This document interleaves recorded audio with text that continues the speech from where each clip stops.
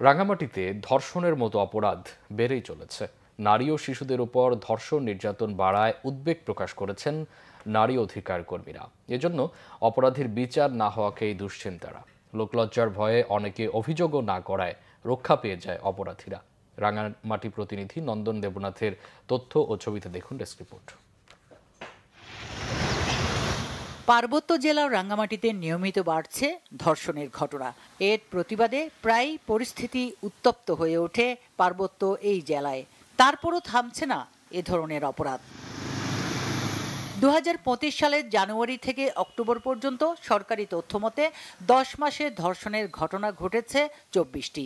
এর মধ্যে 19 জনই শিশু, তাদের বয়স 10 থেকে 13 বছরের মধ্যে।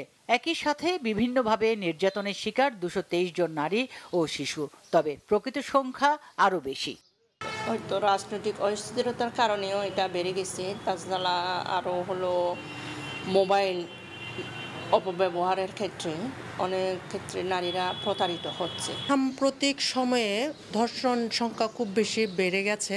এটার অন্যতম একটা কারণ আমার যেটা মনে হয় সেটা হচ্ছে যে ধর্ষকের যে দৃষ্টান্তমূলক শাস্তি এটা হচ্ছে না।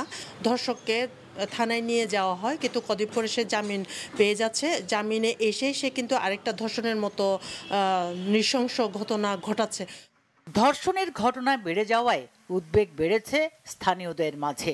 যথাসময়ে অভিযোগ না করা, নির্ধারিত সময়ের মধ্যে পরীক্ষা না করায় আলামত নষ্টসহ নানা জটিলতায় বিচার পায় না বেশিরভাগ ভুক্তভোগী। শিশু নির্যাতন, শিশু ধর্ষণের হারটা একটু বেশি বলে আমার মনে হচ্ছে। যেমন ধর্ষণের শিকার হয়েছে তাকেই বলে যে সে এই ধরনের পোশাক পরেছে কেন, সে এই কাজটা করেছে কেন, অসময়ে সে বাইরে গিয়েছে কেন, নানাভাবে ভিকটিমকে যে ব্লেম করার বা দোষ দেওয়ার যে প্রবণতা, এটা কিন্তু পারপিট্রেটররা যারা অপরাধী তারা কিন্তু উৎসাহিত হয়। সমাজের দৃষ্টিভঙ্গি কিন্তু তখন ধর্ষকের পক্ষে যায় প্রচ্ছন্নভাবে, তখন কিন্তু এই ধরনের প্রবণতা বৃদ্ধি পায়। ধর্ষণ ও নারী নির্যাতন রোধে সচেতনতা বাড়ানোর উপর জোর দিলেন ওয়ান স্টপ ক্রাইসিস সেলের এই কর্মকর্তা। যেগুলো মামলা হয় না, মামলার বাহিরেও এখানে দেখা যাচ্ছে 20+ ফিজিক্যাল অ্যাসাল্ট প্রতি মাসে এখানে আসে আর কি।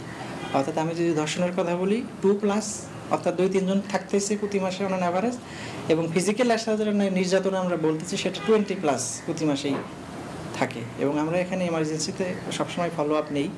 সবগুলো যদি ফলো আপ নেওয়া যায় দেখা যায় 25+ও হয়ে যায়। সামাজিক সচেতনতা ও অপরাধীদের শাস্তি নিশ্চিত করতে পারলে ধর্ষণের মতো অপরাধ কমে আসবে বলে মনে করেন বিশিষ্টজনরা। Bangla vision news desk.